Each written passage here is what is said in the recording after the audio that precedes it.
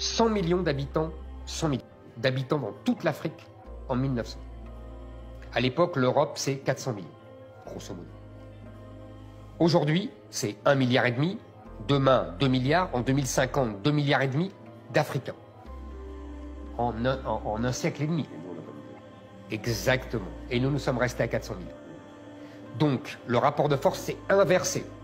Il y avait 4 Européens pour un Africain, il y a désormais 4 Africains pour un Européen. Dernier élément, quand il y avait 4 Européens pour un Africain, qu'est-ce que nous avons fait? Nous avons colonisé l'Afrique. Quand il y a désormais 4 Africains pour un Européen, qu'est-ce qui se passe? L'Afrique colonise l'Europe. Et en particulier la France. On nous a tous appris qu'il fallait limiter les naissances. Mais on ne nous a jamais dit pourquoi il fallait limiter les naissances. Et vous voyez que ce débat revient de plus en plus. Moi, je vous dis, du haut de toutes les grandes études que j'ai faites, et après avoir vécu 22 ans en Europe, en Suisse notamment, que l'Afrique est un continent sous-peuplé. Et je considère que l'Afrique doit continuer à peupler sa terre. Parce que c'est ça qui fera la force de l'Afrique. Quand un soi-disant intellectuel le dit, ça peut paraître suspect. Parce qu'on a l'impression de sortir du moule. Mais justement, on nous a mis dans un moule qui ne convient pas à nos besoins de développement.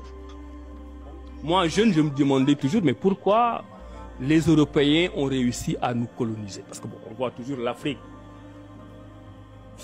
C'est des grandes surfaces, on voit toujours beaucoup de population. Et on pouvait se dire, mais comment ces gens-là peuvent faire 3 000, 4 000, 5 000 kilomètres, venir en minorité et nous développer? Il y a une dimension qui ne sort pas dans nos livres d'histoire. Mais en 1900, il y a un siècle, en Afrique, on était 140 millions. Que 140 millions. C'est presque la moitié de la population du Nigeria actuellement. Et c'est toute l'Afrique. On n'était que 140 millions. Et en 1900, la toute petite Europe était à 420 millions d'habitants. Ça, il faut le raconter à vos enfants pour qu'ils comprennent que ce n'est pas parce qu'on était faible et paresseux. Parce qu'on avait une puissance démographique dans un petit territoire qui était en conquête. Ils étaient 420, on était 140 millions. Donc en 1900, l'Europe était 3 fois plus peuplée que l'Afrique. Maintenant, si on fait une projection, dans une génération, en 2050, nous serons 2,5 milliards. Bravo, moi je fais partie de ceux qui applaudissent. Bravo. Et l'Europe sera à 525 millions d'habitants. On sera 7 fois plus nombreux qu'eux.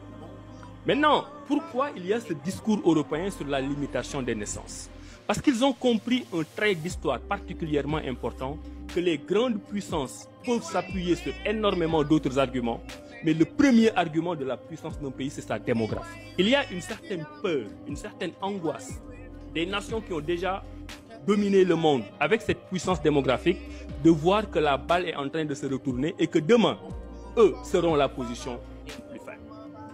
Donc l'Afrique, si on prend, bon j'aurais pu prendre le temps de le dire, si on regarde les densités de population, en Afrique, nous sommes encore en deçà de la moyenne. Sauf le Nigeria, qui est même dans une moyenne par rapport à certains grands pays comme le Pakistan, ou l'Inde ou le Bangladesh. Donc non, l'Afrique n'est pas sous-peuplée. Et je terminerai sur cette question en disant quelque chose qui vient de mes observations. On nous fait croire qu'en faisant beaucoup d'enfants, nous aurons des problèmes. Pourquoi? Parce que l'Européen, l'Américain, quand il voit un enfant né qui est en Afrique, il ne voit pas l'enfant. Il voit la bouche de l'enfant. Il voit l'enfant à nourrir. Il voit les charges supplémentaires. Et il ne veut pas avoir de charges supplémentaires. Mais quand le même Européen ou l'Américain voit un enfant américain ou européen naître, il ne voit pas la bouche de l'enfant. Il voit le cerveau de l'enfant capable de créer des richesses pour faire développer son pays. Donc l'enfant africain est une bouche, l'enfant américain ou européen est un cerveau capable de créer des richesses. C'est à nous de changer ce paradigme pour dire que nous pouvons être pauvres et être en manque de moyens, mais nous voyons en nos enfants des potentiels qui régleront les problèmes de demain. Et l'Europe et l'Amérique ont peur de tous ces éléments. Donc c'est à nous de réorganiser le paradigme. Maintenant, la question de faire le nombre d'enfants, c'est une question personnelle, mais dans nos politiques de population, dans nos politiques de développement, nous devons tenir compte du fait que la puissance démographique vous donne une puissance dans le monde d'aujourd'hui. D'ailleurs, si vous prenez les critères de classification des pays dans le monde, avec les pays développés, les pays en développement, les pays les moins avancés. Les pays les moins avancés, ce sont des pays comme le Sénégal, qui sont relativement pauvres. Le critère démographique joue un rôle tellement important que si vous êtes au-dessus de 75 millions d'habitants, quel que soit votre niveau de pauvreté, on ne peut pas vous classer dans la catégorie des pays les moins avancés.